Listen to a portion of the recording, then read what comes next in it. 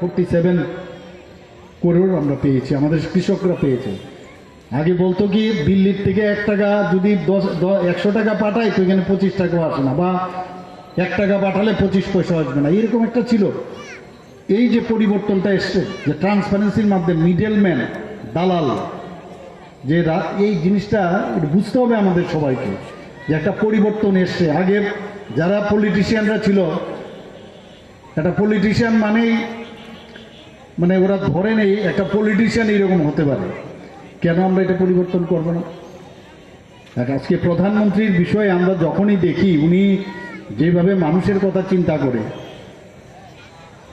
যেভাবে আজকে মন্দিরগুলোকে পুনরুদ্ধার করছেন, রাম মন্দিরের কথা আজকে এখানে বলা অবশ্যই দরকার। আমাদের 500 বছর ধরে টেন্টে ছিল, সেই টেন্ট থেকে প্রধানমন্ত্রী আধ্যাত্মিক দিক দিয়ে বলুন, বিভিন্ন মন্দিরগুলোকে আবার সেটাকে নতুনভাবে পুনরুদ্ধার করা, রেট্রোফিটিং করছেন মানুষের, আরেকদিকে দেশকে শক্তিশালী করছেন, আবার ডেভেলপমেন্টও করছেন। এখান থেকে আগে মোবাইল আমরা কিনতাম, এখন আমরা মোবাইল এক্সপোর্ট করছি আমরা অন্য দেশে।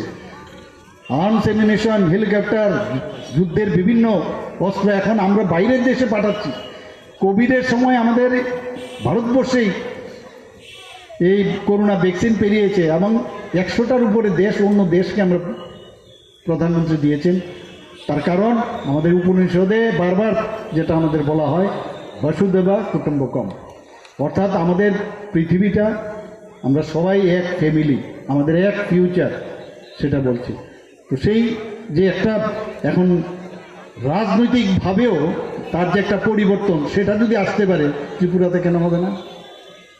আমরাও কেন করবো না? গতানুগতিক কতগুলো মুখস্থ করা শব্দ, তাত্ত্বিক কথা।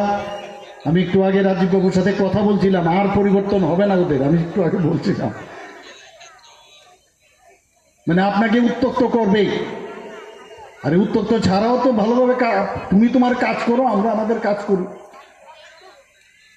বিভিন্ন প্ল্যাটফর্ম আছে, সেখানে প্ল্যাটফর্মে আপনারা কথা বলুন, কিন্তু তারপরেও সেই গদ বাঁধা কথাগুলো বলবে।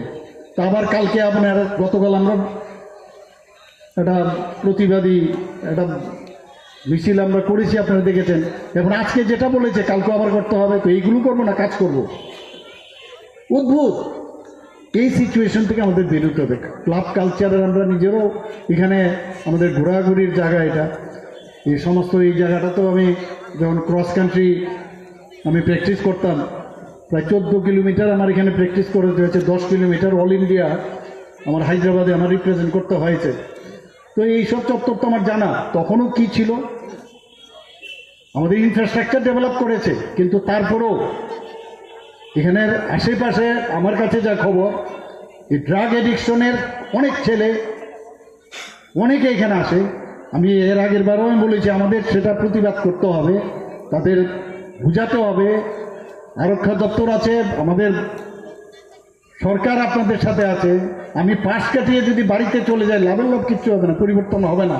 আবার দুর্গাপূজা হবে, আবার চাঁদা দেবেন, আবার চাঁদা নিয়েও সমস্যা। অদ্ভুত এক সিচুয়েশন।